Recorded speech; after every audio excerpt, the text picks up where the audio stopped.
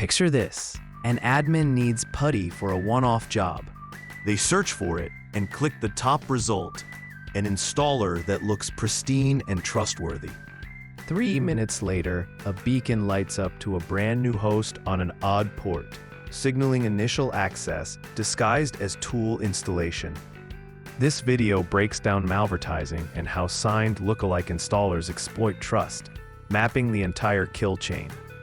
We'll explore architectural countermeasures to prevent these attacks, strict allow listing, and focused behavior detection. Reconnaissance is industrialized.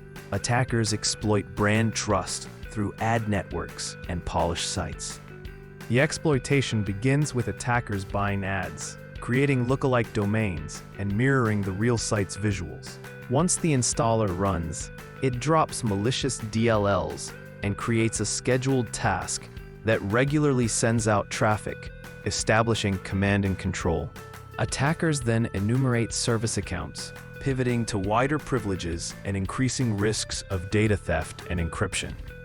Traditional thinking fails here.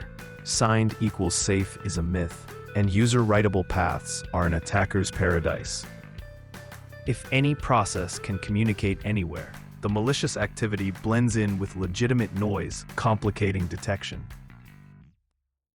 Credential theft at scale can grant attackers widespread access if they crack service accounts with predictable names and stale passwords.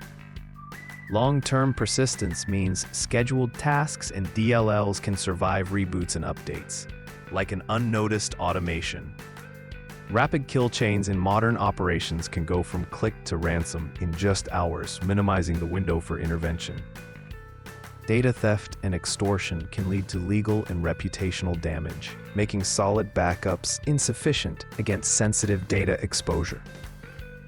Business interruptions include downtime for critical systems and forced password resets, impacting customer operations significantly. Trusting convenience can expose users to risks, as familiar names can easily convert them unless restrictions are enforced. Ambiguity in ownership of security can create gaps between teams responsible for security, endpoints, identity, and networks. Implementing an architecture-focused solution can eliminate attack paths, reducing reliance on alerts and user behavior.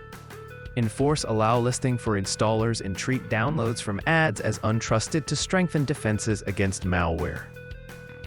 Identity as an airlock means implementing conditional access and removing legacy protocols to enhance security controls.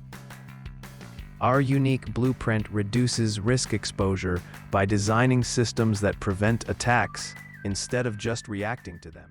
Phase 1 focuses on rapid surface removal, including approving sources for PuTTY. We will enforce allow listing and block execution from suspicious folders. Remove any public RDP exposure and implement session recording for remote administration. Adopt Smart Screen to block unverified downloads.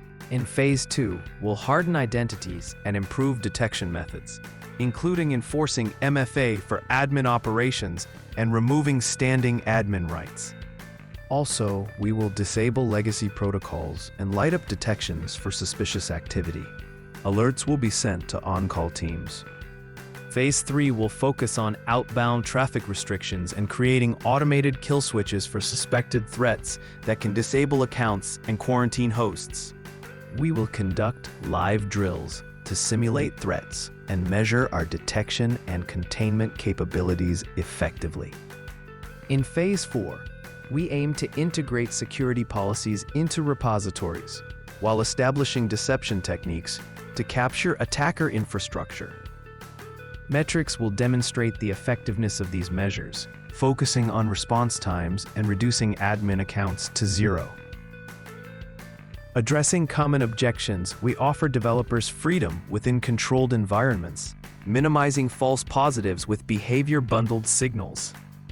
The ultimate goal is to transform potential threats into manageable events, ensuring security teams can confirm that defenses are effective. Close the gap between user warnings and actual safety by controlling egress and limiting attack vectors effectively. Please like and subscribe if you like this video. It helps keep me motivated.